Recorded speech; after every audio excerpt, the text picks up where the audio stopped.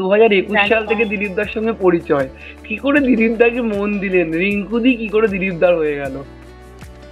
না, অ্যাকচুয়ালি ওনাকে তো ভালো লাগতো, ওনার বোল্ডনেস, হ্যাঁ ওনার বোল্ডনেস, ওনার ডেসপারেশন, ওনার দেশাত্মবোধ, অনেস্টি, আমার সাথে প্রচুর সিমিলারিটিস আছে। আমি এগুলো রিসেন্ট হয়েছে, এগুলো আমি ভাবিনি, মানে আমার মাথাতেও আসেনি এরকম হবে। তো ফাইনালি যখন আমি খুব সিনসিয়ারলি নিজের লাইফটাকে কনক্লুশনে আনার চেষ্টা করছিলাম, তখন আমার মনে ছিল আমার মতন একজন ডিগনিফাইড মানুষের জন্য অন্য কাউকে করলে সে আমার পলিটিক্সটাকে আমার অ্যালাউ করবে না। তখন আমি নিউ টাউনের মধ্যে সার্চ করতে করতে, মানে মনে মনে কাকে ডিসাইড করতে পারি ভাবতে ভাবতে, তখন মানে ম্যাট্রিমনি থ্রুতেই তারপরে হঠাৎ মনে হলো আরে আমাদের তো মোস্ট ব্যাচেলার উনি আছেন, আর উনি আমাদের বিধানসভাতেই থাকেন, আর উনি পলিটিক্যালও আছেন।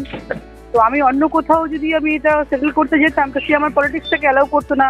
আমি নিউ টাউনের বাইরে গেলে আমার ছেলেকে আমি, আর আমার নিউ টাউনটা ভীষণ পছন্দের। আমি 2012 সালে আমি এখানে জমি কিনি, আমি পাটুলিতে ছিলাম, তার আগে আমি 2013 থেকে আমি এখানে শিফটিং করি। না হলে আমি যদি এখানে শিফট না করতাম, আমি হয়তো 2012-তে রাজ্য অফিসেই হয়তো ডাইরেক্ট জয়েন করা হয়ে যেত আমার। এখানে এসছি বলে আমি মন্ডল জেলার হয়ে কাজ করে আস্তে আস্তে উপরে উঠেছি। এত ভালো সিদ্ধান্ত এই সময় এসে আবার নিতে হলো কেন? কেন মনে হলো যে সত্যি জীবন সঙ্গী প্রয়োজন এখন?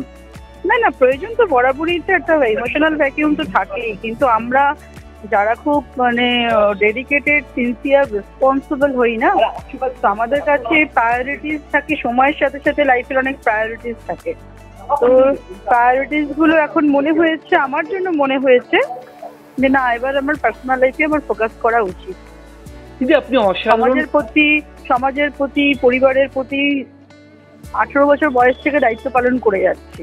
ঠিক, হ্যাঁ দিদি নিজের অ্যাড্রেস নিজে ক্যারি করে যাচ্ছি। এখন মনে হয়েছিল না, এখন একটা সার্টেন এজের পরে না নিজেকে একটু সেলফ সেন্টার্ড হতে হয়, সেলফ ওরিয়েন্টেড হতে হয়। আদারওয়াইজ সময়ের সাথে সাথে একটা সময় আসবে কেউ তখন আর পাশে থাকবে না, সে প্রফেশনাল বলুন আর পলিটিক্যালি হোক না কেন, একটা সার্টেন টাইমের পরে পাশে কেউ থাকে না, তখন নিজের সোলমেট, ফ্যামিলি মেম্বারাই যখন প্রায়োরিটিস হওয়াটা উচিত। আগামীকাল আপনারা বিবাহ বন্ধনে আবদ্ধ হচ্ছেন, দিলীপ দাকে আমরা রাব টাব সবসময় খবরের শিরোনামে, একজন মানে একজন সেলিব্রিটি দিলীপ ঘোষকে বলা হয়।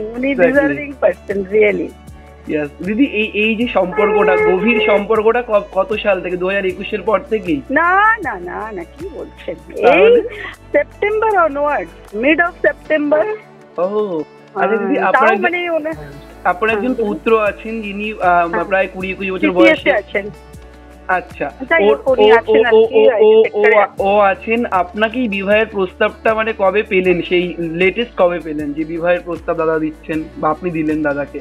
না, এটা তো 3 মাস সময় নিয়েছে, 3 মাস সময় নেওয়ার পরে তারপরে এটা ফ্যামিলি থেকে, ওনার মায়ের তরফ থেকে সিগন্যাল হয়েছে। প্রয়োজনীয়তাও আছে মায়ের জন্য, কারণ বাইরে বাইরে থাকেন তো মা একা পড়ে যান। ও, আপনি কি এখানেই থাকবেন নাকি মায়ের সঙ্গে মাকে নিয়ে আসবেন এখানে, মানে শাশুড়ি মাকে? হ্যাঁ, শাশুড়ি মা একা হয়ে যান না, উনি বাইরে বাইরে চলে যান, তো ওনারও তো 82-83 এজ হবে। আপনি কি নিউ টাউনের বাড়িতেই থাকবেন দাদার সাথে নাকি শ্বশুর বাড়ি চলে যাবেন একেবারে? অবভিয়াসলি। ও, শ্বশুর বাড়ি।